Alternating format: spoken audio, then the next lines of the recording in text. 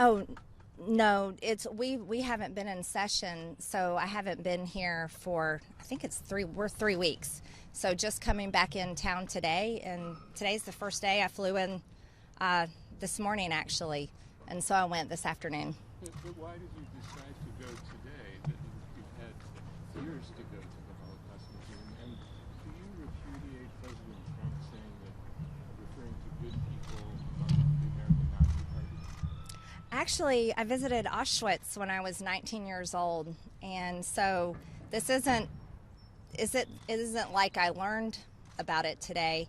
I went today because I thought it's important, and I know that I wanted to recognize it and be able to talk about it coming out here with my apology. And what about Yes. repudiating what President Trump has said? Your committees, do you think Rep. Omar should be removed from House Foreign Affairs after her comments last week, particularly equating the U.S. and Israel with the Taliban and Hamas? I think those are unbelievably insulting statements to our American military and to the Israeli military. There is no comparison between our American military and the Israeli military to the Taliban or any other terrorist organization. And it was good to see members of her own party call her out on that. And I don't think that that's the type of views. And it's not just that. It's more than just her statements about the military. It's also been words from the entire squad that have brought hate and maybe encouraged attacks on Jewish Americans. Congresswoman, Yes, what sir. specifically did you learn at the Holocaust Museum today? Because there were multiple opportunities for you to clarify your remarks, and you doubled down on them. And you suggested that the comparisons of the mask mandates were similar to Jews being rounded up during this period of time. What at the Holocaust Museum kind of enlightened you to why those comments weren't necessarily correct? Well, going to the Holocaust Museum was just a good reflection, and it was good to look and see things there. And one of the things I was reminded of is how terrible their policies were. Discrimination and hate were unbelievably horrible policies, and we saw that in Nazi Germany, and you can see it if you visit the Holocaust Museum. Again, it's not something I was unfamiliar with, but I wanted to go there today because it's important to remember.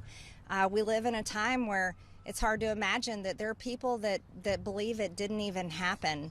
And history is our wonderful lessons. We have to remember these things, even if they're hard to look at, if they're painful to look at. And it is very painful to go and see those images and read about it and talk to people about it. It is painful, but it's important to remember because that's the kind of thing we never want to happen again.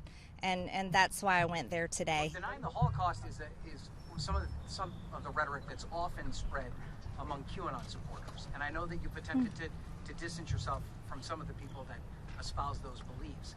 But are you concerned that Q in particular spreads a lot of disinformation, not just about Jewish people? I'm sorry, I really wouldn't know anything about that because that's not the type of information I read, and I'm sorry, I just don't know anything about that. Yes. So obviously you compared mask mandates to the Yellow Stars, the Jews wore during the Holocaust. You said that the Democratic Party is a National Socialist Party like the Nazi Party was. Do you not believe those things that you said? I believe that forced mask and forced vaccines or vaccine passports are a type of discrimination. And I'm very much against that type of discrimination. What I would like to say is I'm removing that statement completely away from what I had said before. There is no I just want to say there is no comparison to the Holocaust, and there never should be, and that's what I'm sorry for. Yes, ma'am. So to circle back, President Trump had said there was very fine people in Charlottesville, people who said Jews will not replace us. So do you repudiate those remarks spoken by the former president that those are very fine people? This isn't about President Trump, and I really don't know anything about those remarks. Anybody? Yes. You admittedly, I'm sure you know you're a bit of a firebrand. You said that you realized that some of the things you said here hurt people. Will that change the way you I think it's good to learn lessons, but you're always going to see me being very real with my thoughts. I think what's more important is I want to show people it's about actions. It's one thing to say words, but it's to follow through with actions. And what I can say is you'll see me follow through with actions.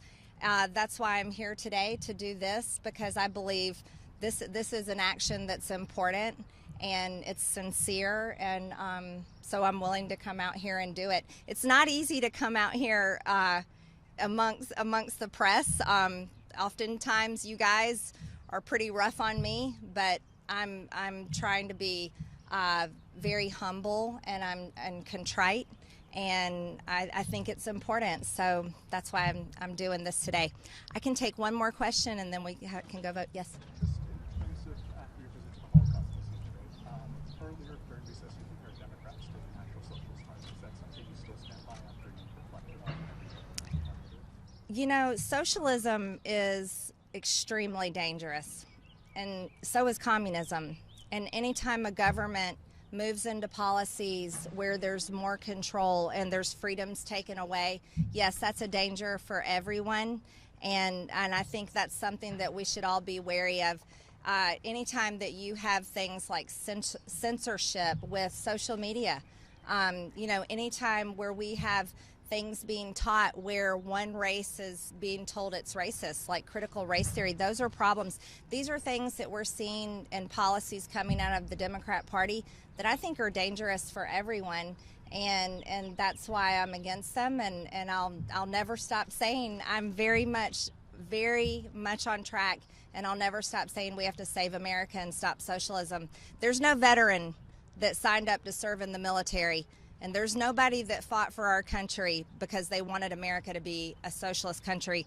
They all did it because they wanted America to be a free country. So that's the important thing to remember.